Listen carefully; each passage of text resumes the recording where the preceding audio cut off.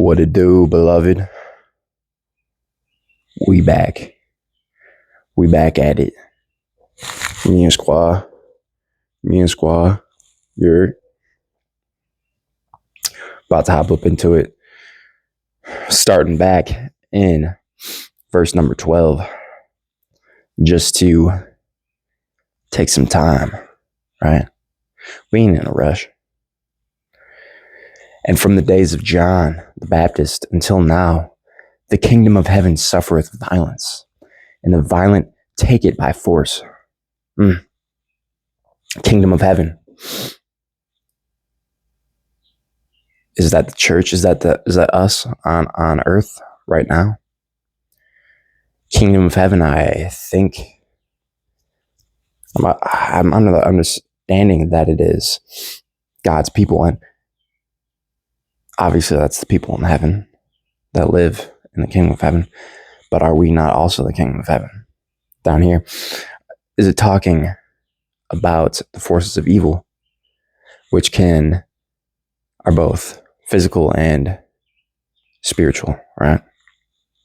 Is it talking about just in general, whatever is good, whatever is godly, whatever is Christ-like is going to be attacked? I think probably. Because before John the Baptist, before Christ, there was no Christ-like. There was no necessarily godliness, right?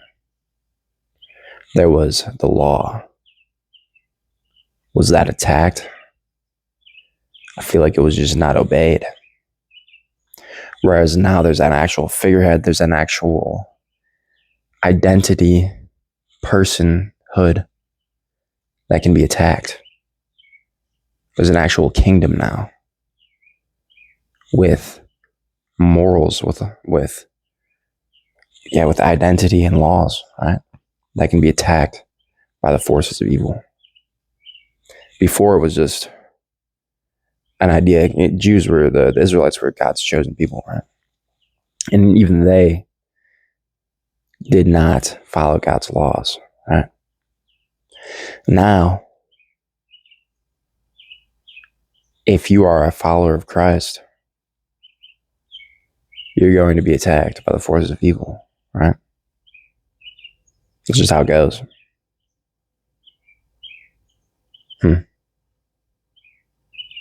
And now after John the Baptist, there's the tangible kingdom of heaven, right? God's people, God's domain, right? Realm, right?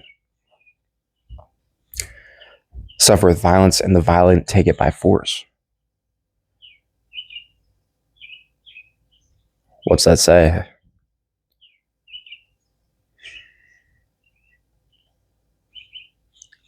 Taken by force, right? I mean, do we defend? Or do we just allow? In my opinion, and what I have read, specifically one thing stands out, and that is Christ going into the synagogues and flipping the tables, driving the sellers out with a whip, right? With a reed or something like that. They took the synagogue by force. Seems he cleared it out by force. Right? I personally don't like to just sit down and take things. I've been working on it. I've been working on biting my tongue. I've been working on taking accountability and not making a confrontation with every single confrontation, right? But if someone was to, and I don't even go to church, but if someone was to attack a church, if someone was to forcefully take a church, right, forcefully just force themselves on people that follow Christ, right? Whether I agree with them or not, that's not something I would stand for, right? And I know it happens on a regular basis. But if it happened in front of me, I guess, if there was a big enough genocide and movement, destroying churches, destroying people's faith, right? Or just trying to destroy people with faith, right? I'm not going to lie. I wouldn't sit down, right? Wouldn't take that. I don't know, though. I don't think you should go out there and start something. But I also don't think you should just sit down when it started, you know? I don't know. For all the prophets in the law prophesied until John, right? This matters to the Jews, right? Because their whole religion is built on prophecy and law, right? So he's talking to the Jews there. And if ye will receive it, this is Elias, which was for to come. So I believe in the law, in the prophecies it talks about, and Elias is Elijah. He was like one of the greatest, one of the GOAT prophets, right? I believe it says Elias will return or something like that, or Elias will pave the way, something along those lines. I am not a theologian by any means, but from what I think I know, from what I recall, it talks about Elijah being at some point before Christ, paving the way, something like that. So he's saying, yeah, like this is Elijah, right? This is the one, right? Which is for to come. He that hath ears, let him hear, right? And Elijah, is the GOAT prophet, right? So that's why John is the GOAT prophet. That's why Elijah is John, right? Is because he is the GOAT, right, of their time, right? He's literally the best, right? That's what Jesus said. Even though he questioned his authority, right? Bro, Elijah literally ran into a cave and hid, right? When God said to go out. I think this was after he called down fire from heaven to burn the prophets of Baal, right? Elijah was pretty hard, right? So he's saying, Elijah, you heard all the stories of Elijah? John is that. John's better, right? And I think that's what he means by he that hath ears to hear, let him hear. He's like, hey, do you see what I'm saying? Think a little bit. Hear it. All right. And that's why, I like, that's why I like Jesus' teachings. He ain't gonna just be straight up like he will, but it's like, anything worth it ain't gonna just be handed to you. You know what I'm saying? Get up into this next little bit here. Verse 16.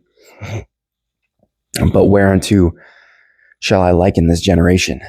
It is like unto children sitting in the markets and calling unto their fellows and saying, we have piped unto you, and ye have not danced. We have mourned unto you, and ye have not lamented. For John came neither eating nor drinking, and they say, he hath a devil. The Son of Man came eating and drinking, and they say, behold, a man gluttonous and wine-bibber, a friend of publicans and sinners. But wisdom is justified of her children. So we're running back real quick. Verse 16, right? But whereunto shall I liken this generation? Brothers thinking, right? he doesn't even the generation that he's in, that he's a part of,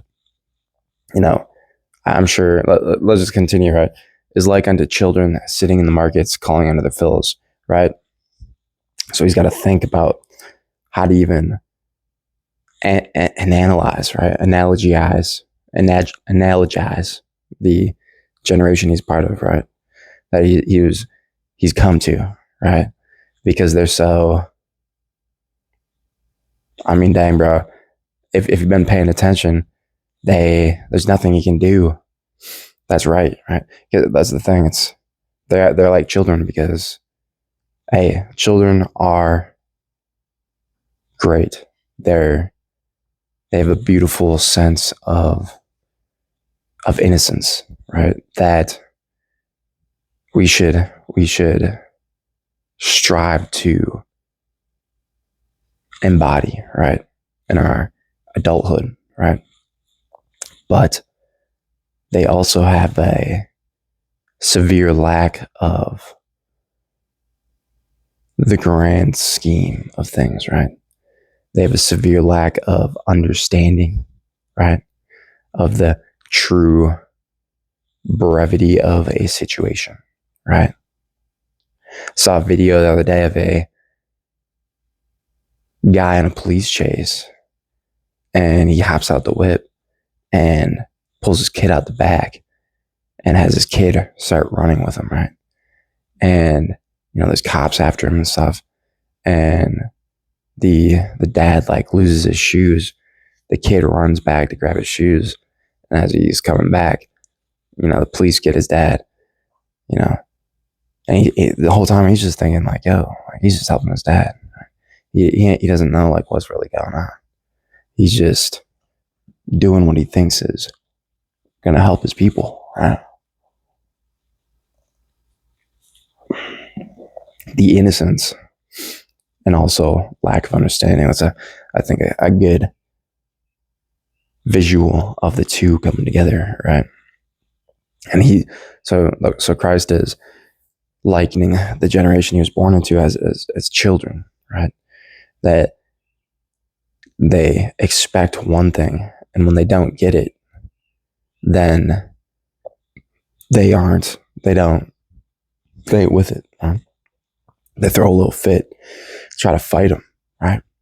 Try to get their way by any means, right?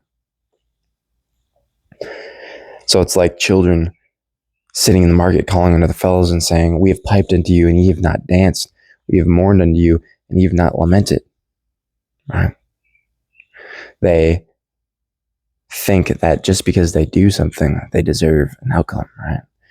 They think that just because they want something, they deserve it, and if it doesn't, then they've been wronged, right?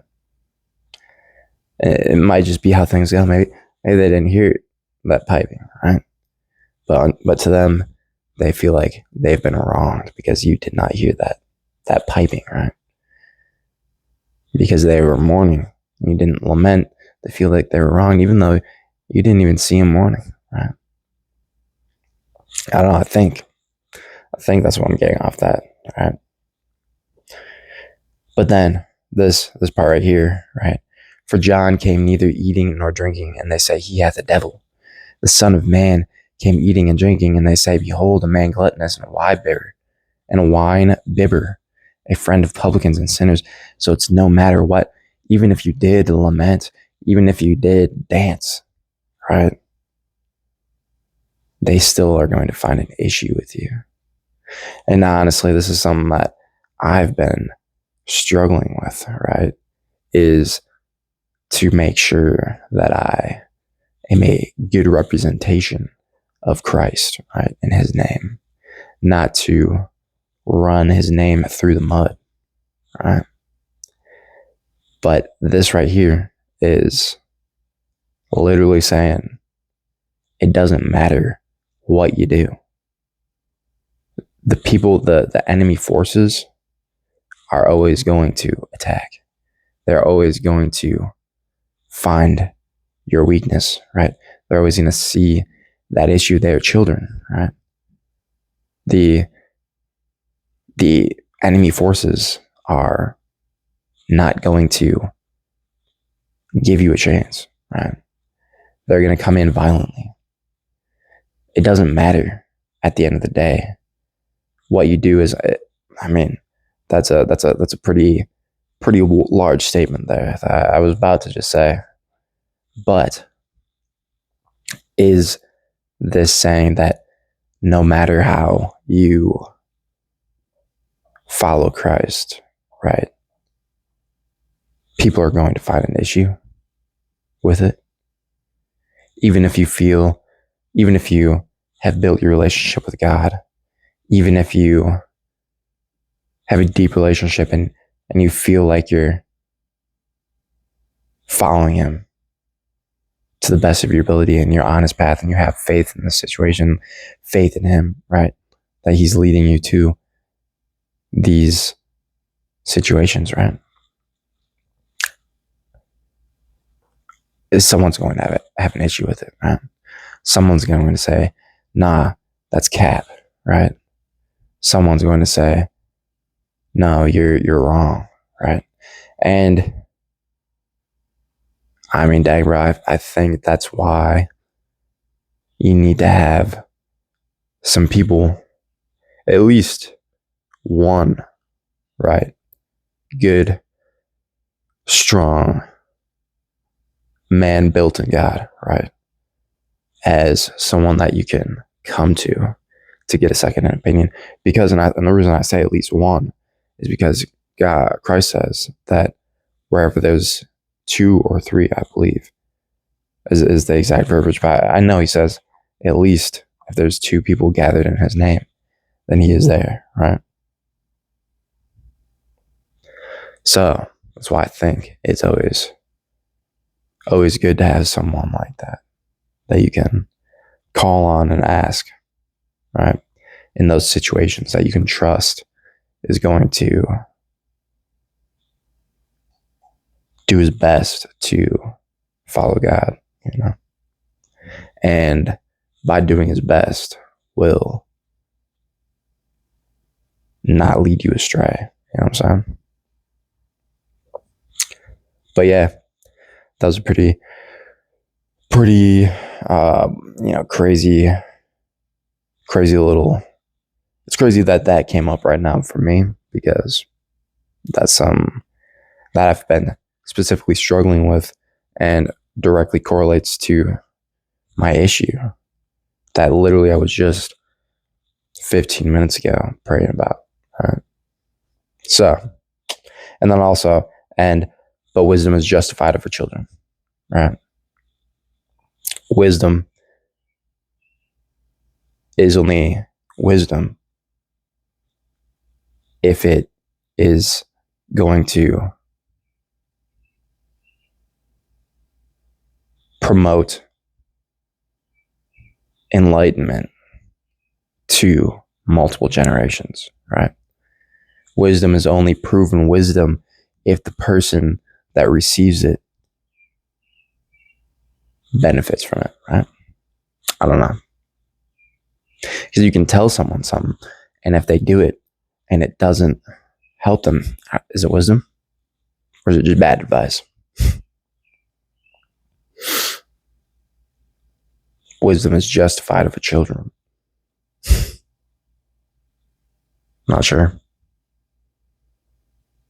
Seems right though. I don't know. I don't really know anything, brother. End of the day, more I learn, more I realize I don't know. And the more I don't know, the more faith I got in God. You already know. Appreciate y'all. Love y'all. You already know. Ask the Father to bless you. In Jesus' name, amen.